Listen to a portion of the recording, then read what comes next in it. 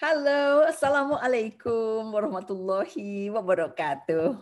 Hai, ketemu lagi. Saya Leila Mona Ganim di LMG Communication Channel. Eh, Sebelumnya, saya udah ajakin bahas pentingnya komunikasi korporat. Ini nih. Teng teng, ya, oke. So, karena ada kendala teknis, sore bisa tiba-tiba hilang. Jadi saya akan lanjutin lagi yang tadi sempat terpotong. Okay, so don't miss the first session because there was a fundamental information there. Okay, so be there. Nah, pentingnya komunikasi korporat. Nah, saya akan lanjut ya. Tadi kemarin sebelumnya kita udah bahas di sesi pertama adalah ini ya. Ini merujuk pada buku yang kami buat bersama dengan Pak Edi Kurnia. Kenapa penting? Di bagian awal kami mengelaborasi betapa dunia berubah. Nah, ya, perkembangan teknologi informasi dan komunikasi mengubah strategi bisnis dan kita harus beradaptasi dengan itu. Kemudian yang berikutnya di bagian kedua adalah pentingnya, di bab kedua adalah pentingnya teori sebagai peta jalan. Kemudian di bagian ketiga adalah pentingnya memahami perencanaan strategis komunikasi korporat yang bagus. Ada sejumlah konsep atau model-model yang bisa jadi inspirasi. So please choose as you like. Kemudian yang keempat adalah kami mengelaborasi corporate reputation. Nah, ini dia penting banget corporate reputation. Saya udah bahas ini cukup banyak bahwa reputasi korporat itu enggak cuma produk atau jasanya, tetapi juga ada banyak hal yang harus diperhatikan. Bagaimana emotional appeal, bagaimana workplace environment, bagaimana financial performance, bagaimana vision and leadership, bagaimana social responsibility atau corporate social responsibility berpengaruh terhadap reputasi korporat. Ternyata kalau kita lihat corporate responsibility, kenapa orang mau beli? Karena dia trust sama corporate juga. Enggak dapat kita abaikan hal-hal itu, ya. It takes 20 years to build a reputation and 5 minutes to ruin it. If you think about that, you will do things differently. Warren Buffett, ya, bagus banget. Oke, selanjutnya di buku tersebut kami mengelaborasi bagaimana ya ngelola hubungan dengan pemerintah. Nah, ini dia penting banget ya.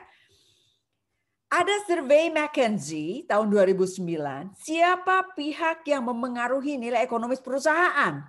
Ternyata betul konsumen, benar banget. Tetapi jangan abaikan regulator atau pemerintah penting banget. Bahkan nilai bisnis dari peraturan dan intervensi dari pemerintah sangat besar, yaitu bisa jadi mencapai 30% dari laba menurut mereka. Ya, pemerintah dengan pengusaha memiliki interdependensi, memiliki simbiosis mutualisme. Ketika kita mampu merajutnya dengan simbiosis mutualisme, ini akan keren. Sama-sama menguntungkan. Pemerintah diuntungkan dengan adanya corporate karena government corporate, ya, perusahaan BUMN yang ikut hadir di dalam sebuah pemerintah, sebuah negara, tidak selamanya mampu menyelesaikan masalah produktivitas terkait dengan kinerja yang dibutuhkan atau produk dan jasa yang dibutuhkan oleh masyarakat.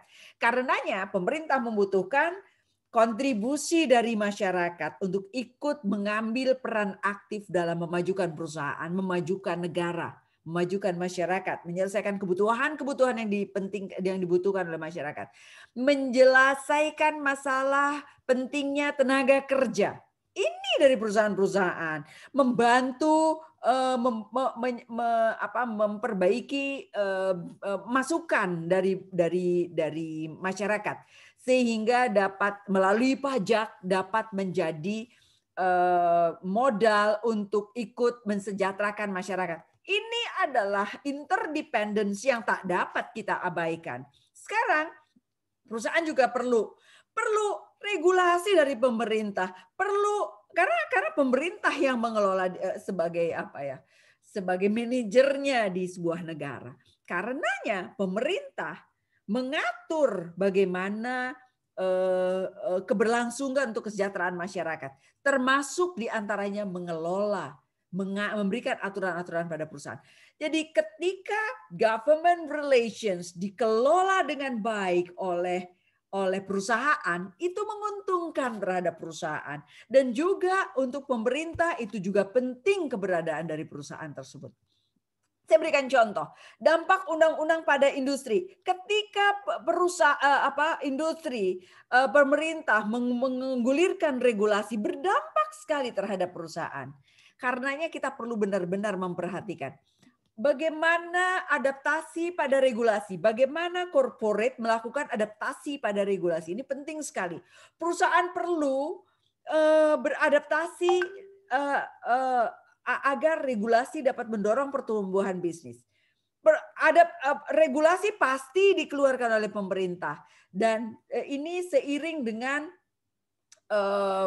dinamika atau perubahan yang ada di dalam masyarakat, perkembangan yang ada di masyarakat.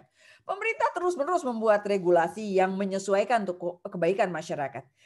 Tapi regulasi itu tidak dapat diabaikan dari potensi implementasi. Untuk itu, pemerintah akan membutuhkan asupan dari orang atau pihak-pihak yang diregulasi, yaitu corporate, ya kan? Gimana caranya? Karenanya perusahaan yang mau mengambil posisi-posisi baik untuk bisa memberikan asupan, masuk ke dalam asosiasi-asosiasi yang bisa bersama-sama memberikan asupan kepada pemerintah, ikut menjadi partner pemerintah, sama-sama memiliki niat baik untuk membangun negara, itu perlu strategi yang baik bagaimana membina hubungan baik dengan government. Dan itu perlu ada orangnya yang tahu bagaimana regulasi perusahaan, bagaimana regulasi pemerintah, regulasi apa yang memungkinkan untuk dimiliki oleh pemerintah. Ya. Regulasi apa yang memungkinkan yang akan dibuat oleh pemerintah. Itu juga perlu dipertimbangkan.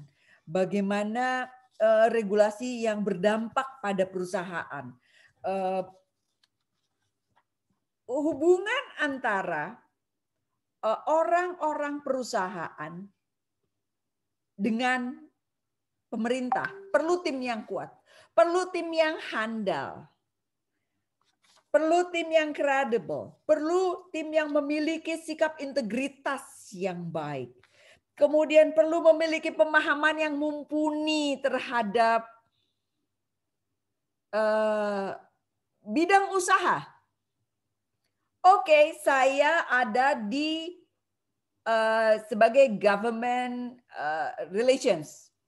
Orang komunikasi yang ada di government relations, ya harus tahu industrinya seperti apa. Tidak hanya background komunikasi, tetapi background industri perlu jelas sekali. Karenanya orang-orang komunikasi haruslah orang-orang pembelajar, mau memahami apa yang terjadi di dalam perusahaan. Kemudian dia harus tahu bidang usaha, bagaimana industri tersebut, bagaimana regulasi pemerintah, bagaimana kebijakan-kebijakan perusahaan, perlu pendekatan seperti apa, perlu memberikan asupan seperti apa antara perusahaan dengan pemerintah, perlu comply seperti apa, perlu orang yang terbuka, informatif, percaya diri berhubungan dengan pejabat-pejabat pemerintah. Perlu tahu tadi itu dengan di bagian pertama di dalam pembahasan dengan topik ini, di bagian sebelumnya saya menjelaskan tentang gambar segitiga gitu ya, posisi dari ahli komunikasi. Dia bisa di bagian bawah, dia bisa di bagian teknis ya, bawah itu teknis, kemudian bagian manajerial atau bagian strategis. Dia harus tahu bagaimana membina hubungan yang baik pada seluruh orang di pemerintahan yang perlu kita punya hubungan baik gitu. Jadi dia tahu di bagian atas dia harus sama siapa. Untuk di bagian atas dia harus juga pegang orang-orang yang kredibel juga. Untuk di bagian manajerial dengan siapa nih, dengan eselon berapa nih dia berinteraksi, ya. Untuk teknis-teknis pengiriman surat, untuk memastikan ini diterima, dia harus teknis seperti apa dan lain sebagainya. Bagaimana membina hubungan baik dengan pemerintah? Bagaimana tugas hubungan pemerintah? Government relation itu punya tugas apa? Dia harus tahu bagaimana terkait dengan pemerintah, bagaimana terkait dengan perusahaan, dan lain sebagainya. Ya, jadi berbagai pendekatan, yaitu misalnya di dalam bahasan sebelumnya saya jelaskan pentingnya untuk memiliki misalnya lobbies, berhubungan dengan government dan lain sebagainya. Oke, saya lanjut ya ke pembahasan berikutnya. Di dalam bab ini, di dalam buku ini kami juga membahas investor relations, bagaimana managing investor relation for your company. Ini adalah sebuah contoh yang tidak dapat kita abaikan terkait dengan dampak dari COVID-19. Investor mengalami perubahan dengan adanya COVID-19. Ya, gimana caranya tetap mempertahankan trust kepada mereka atau membuat mereka tetap berada di perusahaan kita atau menarik investor-investor lain yang mungkin sudah mengalami perubahan atau meyakinkan investor ketika kondisi unexpected terkait dengan perubahan yang terjadi di masyarakat, di dunia akibat adanya pandemi COVID-19, untuk tetap mempertahankan dana mereka bahkan manakala perusahaan mengalami penurunan. Why not? Itu adalah perlu upaya strategis. Jadi investor relations perlu ditempati oleh orang-orang yang memiliki kualitas. Ada sebuah contoh dari sebuah jurnal yang mengatakan bahwa sebuah perusahaan sangat bagus produknya dan lain sebagainya. Tetapi kenapa investor tidak sebanyak pada perusahaan yang kualitas produknya di bawah produk tersebut? Kenapa? Karena ternyata salah satu stimulus yang berkontribusi adalah investor relations-nya tidak cukup. Orangnya terlalu sedikit, dia cuma 1 atau 2 orang saja yang tidak mampu memfasilitasi informasi yang dibutuhkan oleh para investor. Kita juga perlu tahu, investor itu bisa kita klasifikasikan, nggak cuma 1 investor gitu ya. Ternyata investor, ada loh ibu-ibu sekarang jadi investor, punya duit sebagian yang dia ambil dari uang-uang belanja lalu dia invest ya. Mungkin aja jumlahnya kecil, tetapi kalau jumlahnya banyak bagaimana? Ternyata orang-orang di situ tuh butuh informasi sejauh mana. Beda sama investor kelas kakap misalnya yang punya jumlahnya sedikit tapi dananya besar sekali. Atau anak-anak muda sekarang, kaum milenial udah mulai melirik terhadap investment. Jadi kita harus tahu ketika misalnya para ahli-ahli yang membantu dalam memberikan saran-saran saham-saham gitu ya di perusahaan-perusahaan yang mengelola memberikan layanan pemilihan saham, kita perlu memberikan informasi seperti apa. Dia butuh informasi seperti apa. Di dalam buku ini kami mengelaborasinya secara spesifik dan ada sahabat saya Dr. Amanah Gozan yang mengelaborasi pentingnya dewan komisaris di perusahaan terbuka dan dia tuh butuh apa di sini. Kemudian di era digital hubungan investor seperti apa yang dibutuhkan? Ya, ini juga menarik ya. Community relations. Community relations adalah hubungan dengan komunitas. Berarti kita perlu berhubungan dengan komunitas seperti apa ya? Beberapa catatan dan LSM ya. Ini kami elaborasi di bagian ini, yaitu lembaga swadaya masyarakat atau NGO, non-government organization, yang kadang-kadang kita bisa membangun komunitas dengan kerjasama dengan LSM atau NGO. Kenapa demikian? Karena mereka sudah punya sistem yang ini dibandingin kita harus ngelola sendiri, ngumpulin masyarakat dan lain sebagainya gitu ya. Nah, di sini kami memberikan saran di kira-kira organisasi NGO seperti apa yang tepat untuk kita gandeng sehingga sama-sama memberikan dampak positif terhadap keberlangsungan perusahaan. Ini kita bisa lihat ya. Jadi bagaimana memilih mitra yang baik, bagaimana dampak dari juga jadi ada NGO yang juga bisa menjadi kendala dari perusahaan karena dia mengusung mengusung keyakinan tertentu yang bisa jadi menjadi tantangan besar dari perusahaan. Contoh-contoh yang ada di sini bagaimana aksi LSM terhadap perusahaan kopi, bagaimana aksi LSM yang mengingatkan kepada perusahaan dan dengan mengingatkan kepada perusahaan atas satu kinerja yang menurut mereka tidak positif dari perusahaan, lalu mereka mengajak komunitas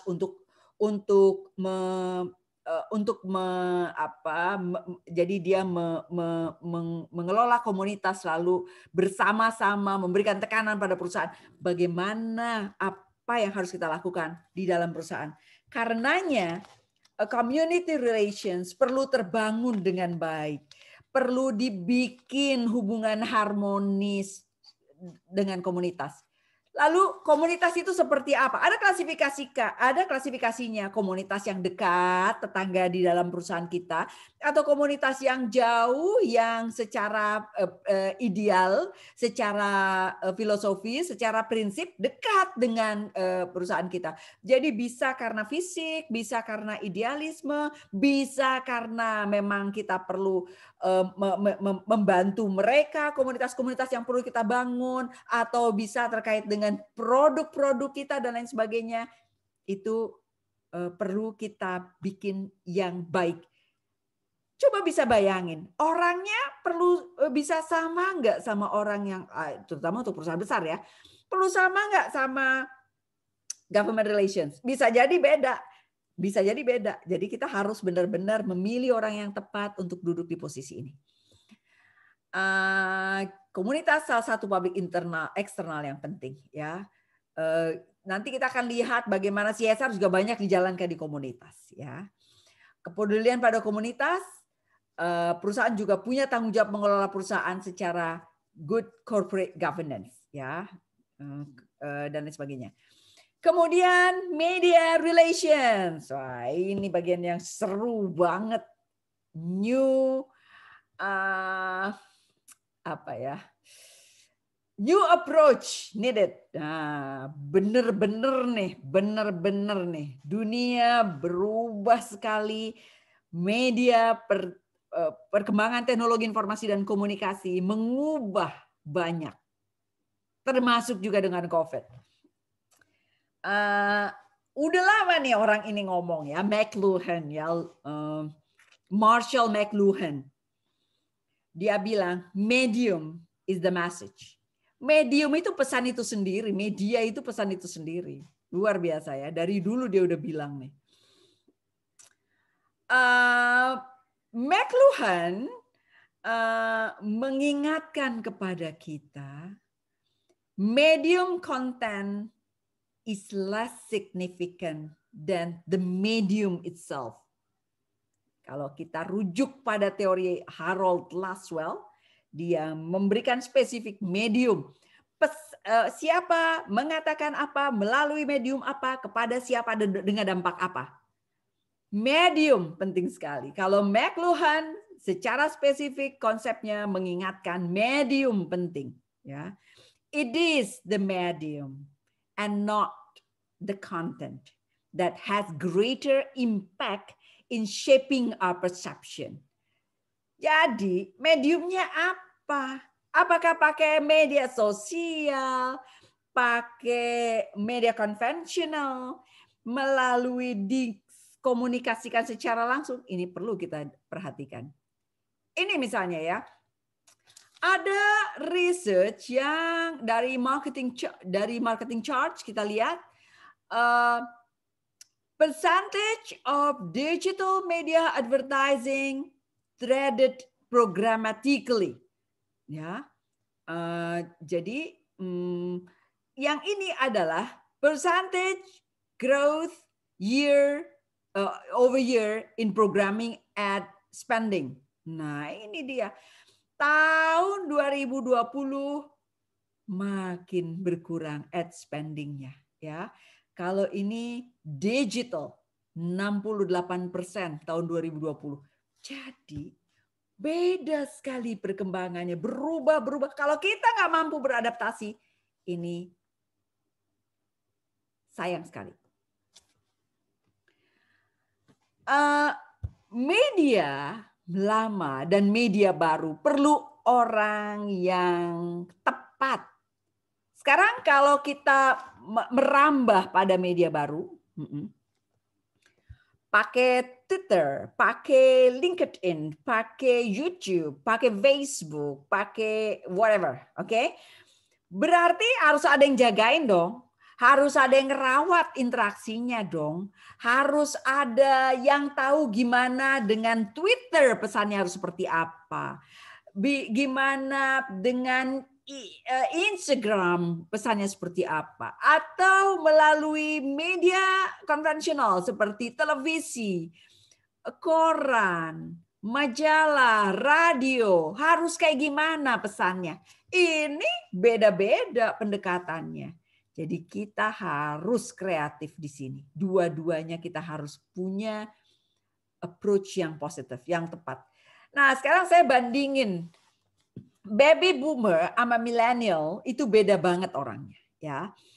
Di baby boomer yang lahir tahun 46 sampai 64 itu kriteria-kriterianya kita dapat bedakan. Sementara millennials yang tahun 81 sampai 2000 itu dia digital savvy ya, familiar sama digital. Jadi bagaimana dia bisa memiliki gagasan-gagasan yang applied dengan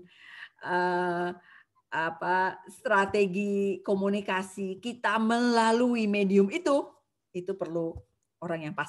Intinya gitu deh. So harus perlu pendekatan yang tepat, strategi yang tepat dengan media. Ya, di dalam buku ini ada sejumlah expert baik di media konvensional maupun media digital yang ikut menulis di buku ini. Ahli-ahli atau orang praktisi yang luar biasa ya, ada pemimpin media konvensional, ada expert di media digital, media baru, non mainstream media, ya. So I hope you enjoy that. Ya, ini minimal sebagai inspirasi. Kemudian next adalah internal relations. Nah, ini dia penting banget. Keren, ini penting banget, penting banget. Coba kita bayangin ya di COVID ini, perusahaan yang mampu menciptakan budaya internal yang pas, merangkul perubahan, mengakui tantangan baru bagi karyawan. Emang karyawan nggak susah apa dengan perubahan ini? Emang dia nggak bete apa dengan perubahan ini? Tetapi bagaimana mempertahankan produktivitas dengan lingkup yang di rumahnya dia, dengan progres yang berubah lagi, kadang di kantor, kadang di rumah. Kalau ke kantor ribet banget prosesnya. Kalau di rumah juga dia nggak punya sarana prasarana yang mencukupi, atau juga dengan half-half. atau juga dengan tekanan kekhawatiran. Ini luar biasa nih. Dengan adanya kondisi ini, kalau perusahaan tidak mampu menjaga emosi, budaya, produktivitas, merangkul, memahami, mengakui, mendorong mereka untuk berinisiatif, melakukan berbagai hal yang berbeda secara lebih efektif, kira-kira bakal produktif nggak ya perusahaan? Jadi perusahaan perlu mampu menciptakan budaya internal yang pas. Dan dengan itu memudahkan transisi untuk mendorong produktivitas. Dan barangkali perusahaan sekarang banyak melihat lagi peluang-peluang untuk mereka. Nggak perlu lagi punya gedung. Nggak perlu lagi punya gedung besar. Atau minimal saja. Atau pembagian kerja di rumah, kerja di kantor. Ini bisa sekali memudahkan untuk mereka melihat peluang-peluang baru untuk ke depan. Sehingga budget bisa dikurangi, produktivitas bisa ditingkatkan, dan lain sebagainya. Internal communication, why it is to be called the key to success. Karena tujuan perusahaan dicapai berdasarkan kinerja pegawai dan komunikasi internal yang suportif, kolaboratif penting untuk kesuksesan maupun kegagalan bagi perusahaan. So, it's your choice. Kalau bisa mengelola internal communication yang keren, perusahaan akan mampu menjadi perusahaan yang survive, perusahaan yang maju, perusahaan yang berkembang. Karena produktivitas diperoleh dari internal. So, internal relations penting. Saya berikan sebuah contoh yang kecil saja ya. Ini kami jelaskan di dalam buku kami, yaitu kalau satu pesan, ya, kalau pakai gagasannya Harold Laswell, who says what in which channels to whom with what effects, says what, CEO says, ya, something message, ternyata pesan yang diterima, yang ditulis sama CEO 100%, misalnya begitu ya. Entar turun tuh ke petugas operator jadi 63%. Kemudian diterima oleh manajer turun lagi, diterima oleh direktur segini lagi, diterima oleh karyawan segini lagi. Jadi kalau ini disampaikan dengan tidak baik, dengan medium-medium yang tidak tepat atau muter dulu, ini bisa jadi turun banget. Jadi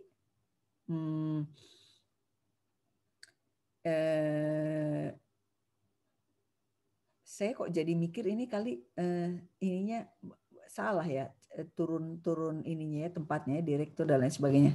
Oke deh, nanti saya lihat lagi ya. Jadi intinya ada apa ya? Pesannya menjadi menyusut, shrinkage ya. Menyusut gara-gara alur informasi yang berbeda. Oh, kita punya kok hubungan internal, media dalam hubungan internal. Kita punya employee magazine, handbook, ya, SMS, email, company intranet, dan lain sebagainya. Ternyata ada research bilang company intranet nggak kepake. Dia cuma ngelihatnya misalnya dengan apa? Oh, dengan sekarang ini mungkin ya masih dengan WhatsApp misalnya atau dengan Instagram misalnya dan lain sebagainya. Employee magazine. Kita pakainya tetap loh pakai employee magazine. Ada loh sekarang ini yang dulu udah pakai banyak terus udah mulai menyusut. Sekarang ada lagi yang pakai, beberapa pakai. Gimana employee magazine-nya udah nggak pakai hard copy, pakai soft copy. Soft copy-nya nanti dimasukkan ke dalam ke dalam media internal, dan soft copy-nya magazine-nya itu benar-benar kayak bentuk magazine, jadi dibalik gini, dibikin yang secantik mungkin supaya karyawan ngerasa punya minat atau hubungan dengan perusahaan. Ini penting banget untuk kita kembangkan. Kita harus cari cara yang terbaik. Ya memang sih ini ada hubungannya sama budget gitu ya. Kita harus sesuaikan saja. Oke. Next. Oh ya, ini.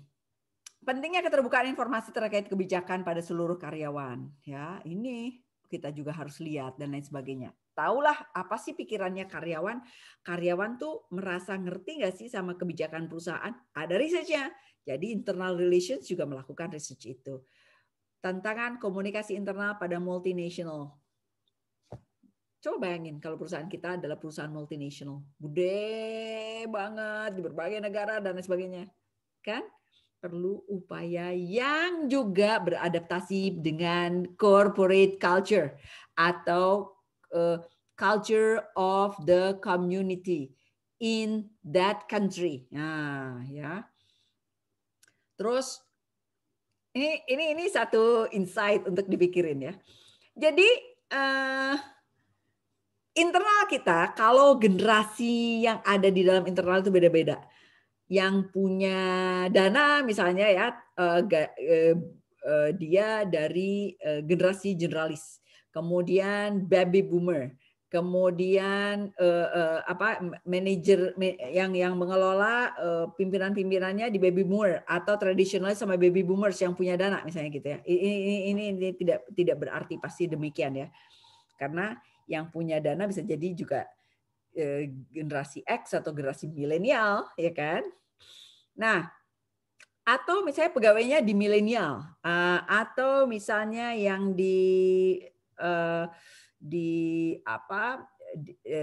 direktur dan manajernya generasi X misalnya begitu.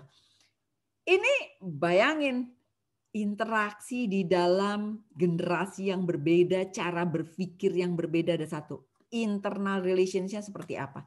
Jangan milenial yang gayanya gaya yang udah santai-santai, bete banget diatur sama yang di tradisionalis atau baby boomers dan lain sebagainya. Krisis. Kita tidak dapat mengabaikan potensi adanya krisis dalam kehidupan kita. Bagaimana krisis itu jangan sampai krisis. Oh, ada isu-isu, kita selesaikan segera. Kalaupun ada krisis, kita harus atasi. Dan kita tahu nih sekarang ini COVID itu adalah krisis juga. Krisis jangan dilihat sebagai negatif, karena krisis ada opportunity selain ada danger. Ya, jadi WG, crisis, danger, and opportunity. Gimana komunikasi kalau lagi krisis? Kita perlu perhatikan ya. Bagaimana perencanaannya? Saat krisis, komunikasi pegang peranan penting. Respon yang salah berdampak besar pada reputasi korporat. Tetapi pada saat krisis, ketika kita punya hubungan baik dengan perusahaan, dengan stakeholders kita, ternyata krisisnya tidak akan diperburuk. Justru barangkali bisa disupport sama stakeholders kita. Hubungan baik sama government ini bakal jadi modal untuk pada saat krisis. Hubungan baik dengan media bakal jadi modal untuk ini. Hubungan baik dengan internal bakal jadi modal untuk cepat bangkit dari krisis dan lain sebagainya.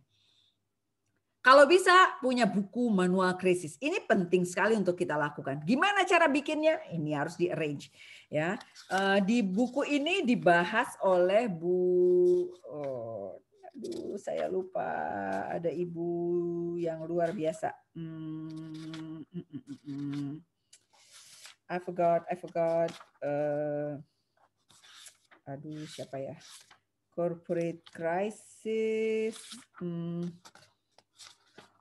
Oke. Ada buku tentang corporate, ada kajian tentang corporate crisis yang dibahas di sini ya.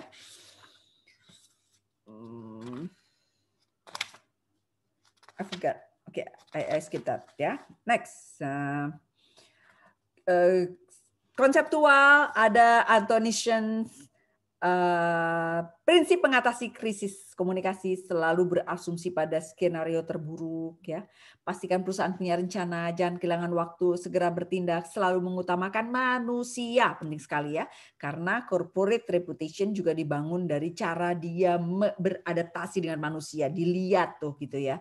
Dalam mengatasi krisis berhubungan dengan kecepatan. Ini tahapan-tahapan pre, krisis, dan post. Ini harus dilihat. Ini kita bisa lihat dari contoh-contoh bagaimana perusahaan mengelola krisis komunikasinya ya. Kemudian bab 12 adalah berhubungan dengan CSR. CSR ini menarik sekali ya. Ternyata CSR juga udah lama, dari 1750 sebelum Masehi ada kode Hammurabi. Nah, ini juga menarik ya untuk kita lihat ya. Kemudian bagaimana pendekatan-pendekatan bisnis dielaborasi di sini, pendekatan-pendekatan bisnis dari tahun 1900. Ini kan mulainya industri-industri itu ya, mulai berkembang ya, industri karena adanya temuan perubahan dari industri 1.0 ya, dari orang kerja pakai otot, pakai tangan, pakai tenaga gitu ya. Akhirnya masuk kepada temuannya mesin uap dan lain sebagainya, sehingga industri jadi berkembang. Di sana mulai ada bisnis yang lebih berkembang dan pendekatan-pendekatan bisnis dijalankan di sana. Nah, mulai itu ada kesadaran untuk enggak cuma cari duit gitu ya bisnisnya, tapi juga secara etis bertanggung jawab kepada masyarakat. Nah, kalau BUMN punya PKBL, corporate punya CSR ya. Hubungan perusahaan dengan masyarakat, kesetaraan ini nanti bisa dikelola di komunitas. Tetapi ide-idenya apa? CSR tidak hanya internal tapi juga eksternal. Corporate Social Responsibility, tanggung jawab korporat kepada masyarakat secara sosial. Berarti tidak hanya terkait bagi-bagi duit, enggak juga gitu. Itu terkait dengan input, proses, output dan lain sebagainya. Terkait dengan strategi apa untuk menyelesaikan masalah masyarakat. Ada kok pendekatan-pendekatan banyak di sini ya. Oke, so thank you very much untuk mendengarkan dan terlibat dalam bahasan kita pada hari ini. Saya sangat berharap buku kami mencerahkan sebagai inspirasi tambahan dari buku-buku lainnya yang bisa diperoleh di masyarakat. Semoga kajian-kajian terkait komunikasi korporat semakin berkembang dan kita semua bisa mendapatkan manfaat terbaik dari kemajuan ilmu pengetahuan secara praktis dan personal. Terima kasih, sampai ketemu kembali di episode berikutnya. Bye-bye. Wassalamualaikum warahmatullahi wabarakatuh.